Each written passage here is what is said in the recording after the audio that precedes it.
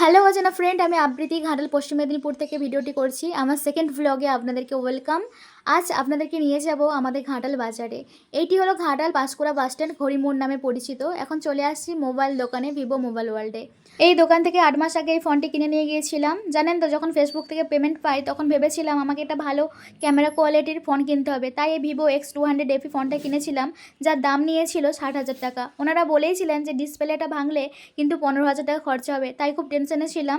যাই হোক, মেন ডিসপ্লেটা ভাঙেনি, 100 টাকার মধ্যেই কাজ মিটে গেছে। এই দোকান থেকে আমি আগে ফ্রিজও নিয়ে গেছি, আর এই দোকানের ব্যবহার সত্যিই খুব ভালো।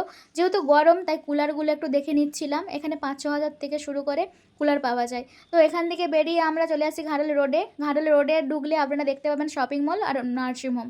চলে আসছে এখন ঘাটালের কুঠি বাজার, যেই বাজারে এমন কিছু নেই যে আপনারা পাবেন না। খুব গরম পড়েছে, তাই মাটির কলসি দেখছিলাম। শুনেছি মাটির কলসি স্বাস্থ্যের জন্য খুবই উপকার, আর বাঙালির যে এই ঐতিহ্য ধীরে ধীরে কোথায় হারিয়ে যাচ্ছে। তো যেহেতু বাজারের ভিতরে ঢুকবো, তাই কলসিটা এখন কিনে নিই, শাঁখাটা পরে নেব।